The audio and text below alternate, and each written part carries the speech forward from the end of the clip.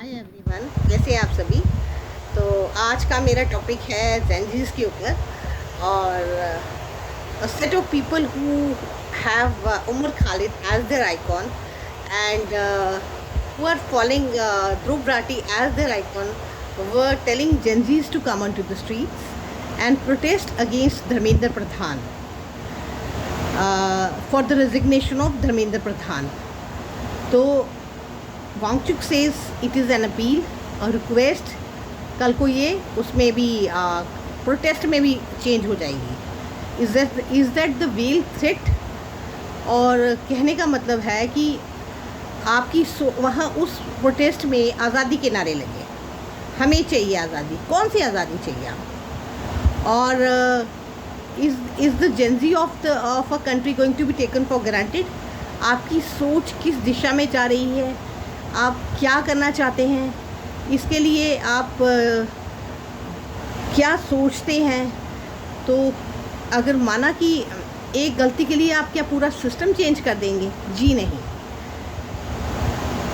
एक गलती के लिए आप पूरा सिस्टम चेंज नहीं करेंगे। और एक इंसान ने अच्छे काम भी किए हैं, we have to look into that also. Things need to be corrected, system need to be corrected.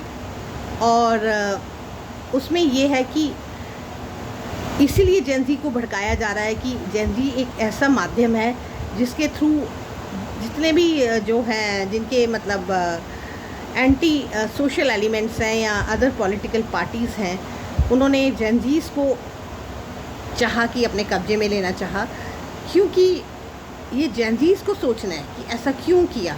Y they were forcing Gen Zs to come on to the streets? Because Modi ji अच्छा काम कर रहे हैं, हमारा देश तरक्की कर रहा है, हमारी इकोनॉमी अच्छी जा रही है, which is becoming the challenging questions to all other countries like China, Pakistan और अमेरिका।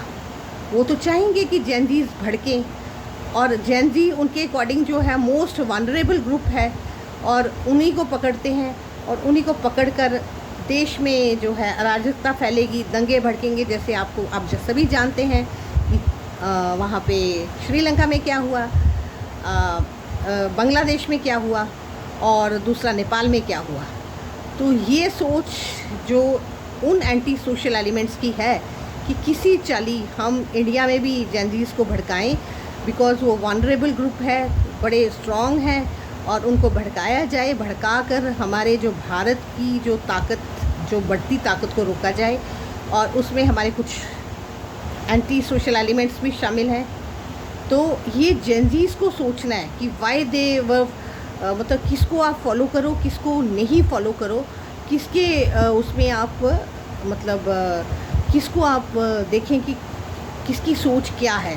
और मेरी रिक्वेस्ट सारे पेरेंट्स से है और जो एल्डर्स जो घर में हैं उनसे है कि आप अपने जो जेनजीज़ को गाइड करें कि आपका फ्यूचर है, आप आने वाला भारत है, आपको आगे आप ही पे ये भारत की बागडोर जो है टिकी हुई है। तो आपको सोचना है, आपको डिसाइड करना है कि आपका जो कैरियर है, फ्यूचर है, ये तो दंगे भड़काएंगे और आपको यूटिलाइज़ करेंगे, और यूटिलाइज़ करने के बाद ये पतली गली से निकल जाएंगे, और सफ़र कौन करेगा? हमारा जेनजी। तो इसीलिए मेरी रिक्वेस्ट है एल्डर्स से और पेरेंट्स से कि अपने बच्चों को गाइड करें कि गलत हाथों में ना जाएं और गलत तरीके से कोई आपको मिसयूज़ ना करे, ताकि आपका फ्यूचर जो है अंधेरे में हो और आपकी वजह से इन ताकतों को, जो विरोधी ताकतें हैं, उनको बढ़ावा मिले और हमारा जो है भारत कमज़ोर हो।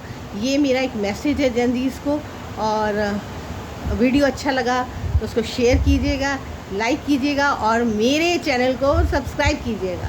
Thank you so much.